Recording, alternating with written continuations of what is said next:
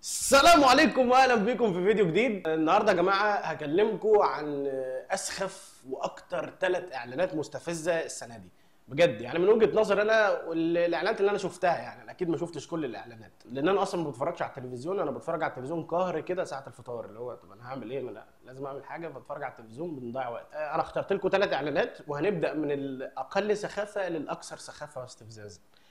بصوا يا جماعه، هنبدا بالاعلان رقم 1 وهو لا بالاعلان رقم 3 بقى، اللي احنا هنبدا من ورا لقدام. هو اعلان منتج اسمه زيجو. ففي واحده كده ست قاعده مع اولادها على البيتش، و والمفروض ان هم بيصيفوا يعني. فبتقول لهم بقى ايه، نص الكلام عربي ونص انجليزي مصري. فاهم ازاي؟ المفروض ان احنا ايه، كوميديا بقى نضحك، اللي هو تعالوا يا اولاد عشان الفود، تعالوا نعمل تعالي مش عارف بنتها اسمها ايه، مش عارف، تعالي نعمل السندوتشات تجزر. تجزر ايه؟ تجزر ايه؟ وانت عملت الكاستل في الرمله؟ كاستل في الرمله؟ يا نهار ازرق. واكتر يعني، بص بقى، ماشي ده ممكن نعديه، ممكن ناخده في اتجاه ان ده كوميديا، ماشي ده انا معاه، جميل. اسخف حاجه في الاعلان الست اللي جت في الاخر، اللي هي قاعده جنبها لما قالت لها تاكي، قالت لها نو نو نو يا ويتر هات لي اي سامثينج اشربه. يا جماعه كميه من السخافه والسآله في الحياه مش موجوده والله العظيم 3 مش موجود. لا انا لازم هوريكم الحته دي عشان تشوفوا كم السآله والرخامه. يا ويتر هات لي اي سامثينج اشربه. يا نهار ازرق، مفيش كده وربنا والله ورب الكعبه ما في كده.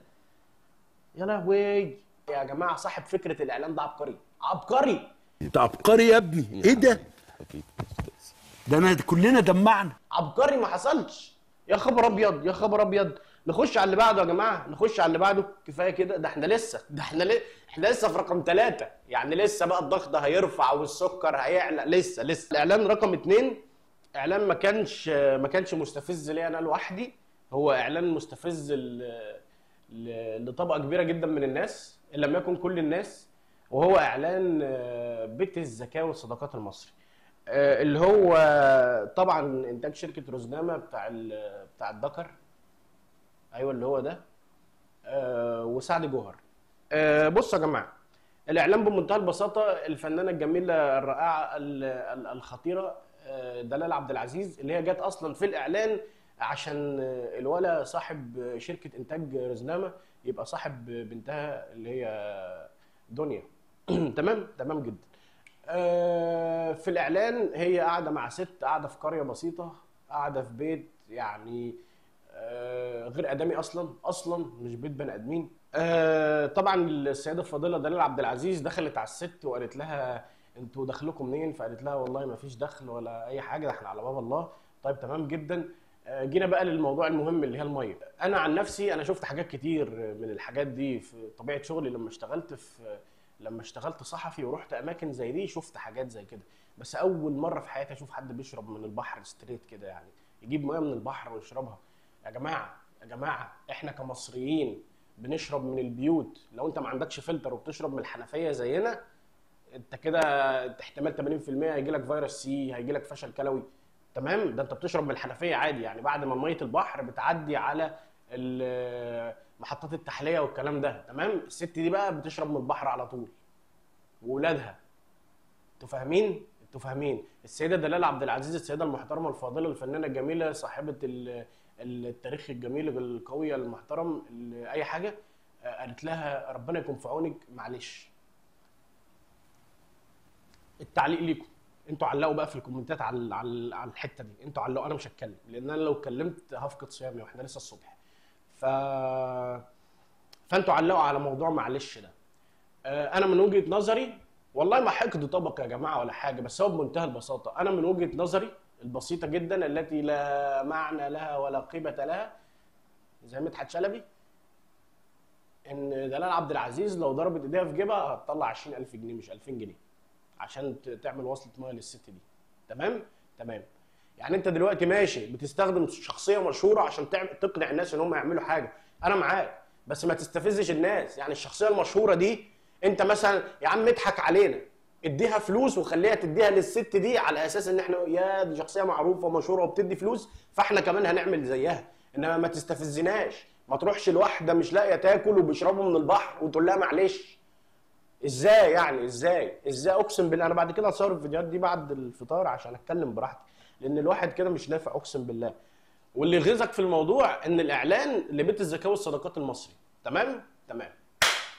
نخش على اللي بعده عشان ايه؟ الضغط بدأ يعلى والواحد بدأ يتعب يعني، فصعب قوي يعني. الاعلان رقم 1 والاعلان الاقوى في تاريخ التلفزيون المصري يا جماعه. اركن لي بقى كده على جنب اعلان احمد موسى الاول، الاعلان رقم 1 في الحياه. اديني في الجنب وحسسني بالذنب. الاعلان الجميل جدا، الاعلان المحترم، الاعلان الرائع. ايوه صح، برافو عليكم كل الناس اللي قالت اجابتهم صح. اعلان طلعت حرب راجع. وبمناسبه اعلان طلعت حرب راجع يا جماعه، احنا تحصلنا على صوره طلعت حرب وهو راجع، وهي دي اول صوره التقطت للمرحوم طلعت حرب وهو راجع. مبدئيا انا بتكلم على الاعلان الاول. انا عارف ان هم عملوا كذا نسخه منه، بس انا بتكلم على الاول واحد اللي هو فيه الاغنيه. مين بقى اللي بيغني؟ حبيب الملايين، مطرب الثوره الهمام. مين؟ برافو عليكم، عمرو مصطفى، الملحن الجميل والفنان المصري الجميل اللي كان مع ثوره 25 يناير من قبل ما تبدا. الراجل المحترم عمرو مصطفى. بس انا ممكن اقول الكلمتين دول وخلاص، ما اتكلمش عن حاجه ثانيه في الاعلان. طبعا اغنيه جميله تحث الشباب على العمل، ويقول لك ما تستسلمش للظروف، وسع كده، اعمل للظروف كده بكتفك وهي جايه، واعمل للظروف الثانيه كده، ويقول لك البلد مليانه فرص، البلد كلها فرص. لا يا حبيب قلبي، اللي انت ما تعرفوش ان البلد كلها قهاوي، البلد ما فيهاش فرص ولا نيله. وممكن احكي لك بدل القصه 100 قصه، مش مع اي حد، معايا انا شخصيا. بس انتوا وصلتوا لمرحله من الكذب. عارفين يا جماعه، وصلوا لمرحله من الكذب على الناس ان هم ما بقوش عارفين ان هم بيكذبوا. يعني هم كذبوا الكذب خلاص، كل الكذب كذبوه وخلاص كده وصدقوه بقى.